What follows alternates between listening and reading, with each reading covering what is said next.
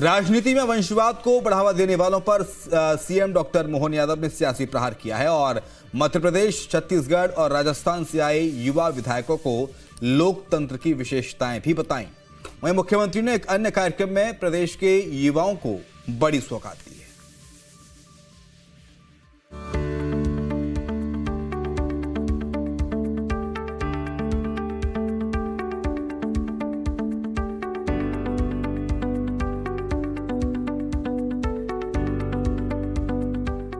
मध्य प्रदेश विधानसभा में आयोजित युवा विधायक सम्मेलन में 3 राज्यों के 45 विधायक मौजूद रहे, जिसमें मध्य प्रदेश, छत्तीसगढ़ और राजस्थान के युवा विधायक शामिल हुए।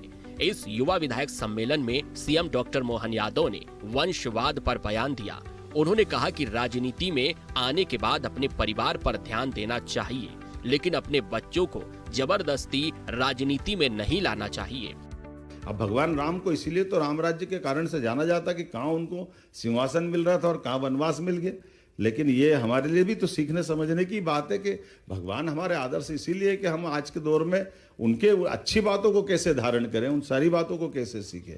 मैं लोकतंत्र के 2 उदाहरण आपको देना चाहूँगा कि हम एक विक्रमादित्य का नाम जानते हैं। विक्रमादित्य के बाद उनने गणतंत्र की स्थापना की, इतना बड़ा साम्राज्य बनाया, लेकिन अपने बच्चों को राजा नहीं बनाया।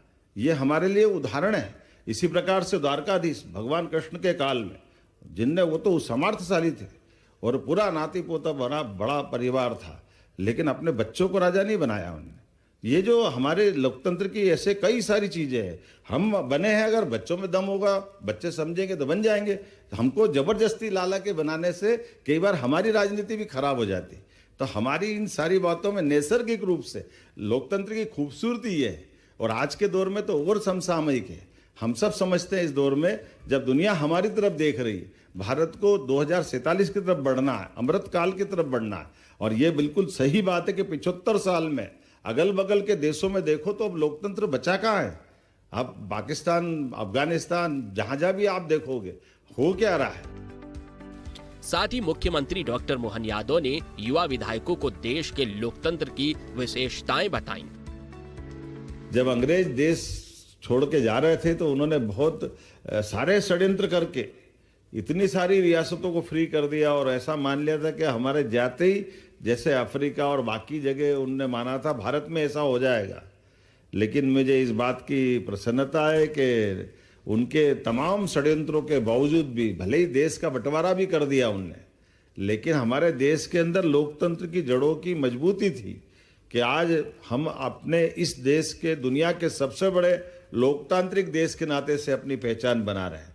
आज विश्व की महाशक्तियों में हमारा स्थान है, लेकिन इस स्थान में हमारे लोकतंत्र की विशेषता कैसी है, दूसरे लोकतंत्र वाले भी हमसे सीख रहे हैं। युवा विधायक सम्मेलन में मध्य प्रदेश के 18, छत्तीसगढ़ के 15 और राजस्थान के 22 युवा विधायक शामिल हुए।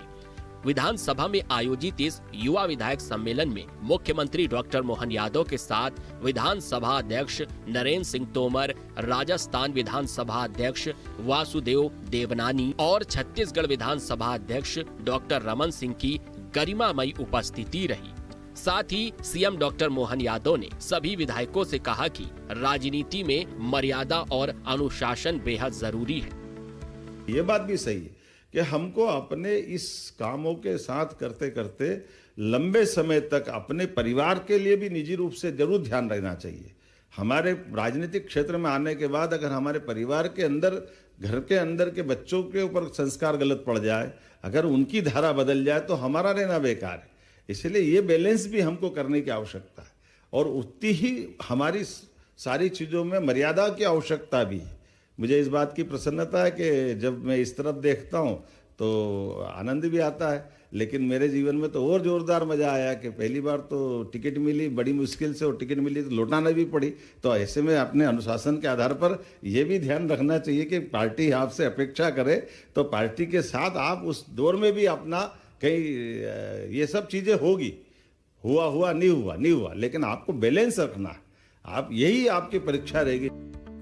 इधर प्रदेश के युवाओं को मुख्यमंत्री डॉक्टर मोहन यादव ने बड़ी सौगात दी। 250 से ज्यादा एमएसएमई इकाइयों को 159 करोड़ 50 लाख रुपए की प्रोत्साहन राशि दी। 286 स्टार्टअप को पहली किस्त के रूप में 86,60,000 की प्रोत्साहन राशि ट्रांसफर की। उद्यमियों को औद्योगिक भूमि आवंटन पत्र, आशय पत्र और चेक वितरित किए। हमारे लिए जो मैं अगर आंकड़ा देख रहा हूं तो आज लगभग 2020-21 से लेकर 2024-25 तक का अंतरिम लाभ 8 करोड़ का भुगतान भी लघु उद्योग निगम द्वारा ये किया गया है। ये मैं बधाई देना चाहूंगा। एमएसएमई के अंतर्गत 257 इकाई को 169.57 करोड़ का हित लाभ, अभी तो 170 ही हो गया, समझो बचा क्या है। 257 इकाइयों का हित लाभ जो आपके लिए अनुदान है, जिसके कारण से हमारा आपका कमिटमेंट पूरा होता है। भी हो रहा है, व्यापार व्यवसाय के साथ की गई प्रतिबद्धताओं के लक्षण भी दिखाई दे रहे हैं और हमारे आधार पर लगभग 8,500 करोड़ रुपया अगर हम अपने विभिन्न प्रकार के उद्यमियों को जो हमारे कमिटमेंट के आधार पर अनुदान देने की हिम्मत रखते हैं, इसका अर्थ ही है कि हम अपनी आर्थिक रूप से उन सारे तंत्र में, इसीलिए भारत के 3 सर्वाधिक सशक्त आर्थिक रूप से वित्तीय व्यवस्था करने वाले राज्यों में मध्य प्रदेश का स्थान है। मुझे इस बात की प्रसन्नता है, जिसने भारत सरकार के पैमाने पर सब प्रकार के प्रबंधन में तेज गति से विकास भी किया है और निवेश भी किया है और खर्च की सीमा अपनी भारत सरकार की लिमिट के अंदर रख करके काम किया है। साथ ही मुख्यमंत्री ने कहा कि गर्व करने वाली बात है कि मध्य प्रदेश भारत के 3 सशक्त और आर्थिक रूप से सुदृढ़ वित्तीय प्रबंधन वाले राज्यों में से एक है। उद्योग हितैषी नीतियों और सहयोग की भावना के साथ देश दुनिया के सभी निवेशकों के लिए मध्य प्रदेश के दरवाजे हमेशा खुले हैं। Team news state. और इसी के साथ जनमन की बात में इतना ही। खबर लगा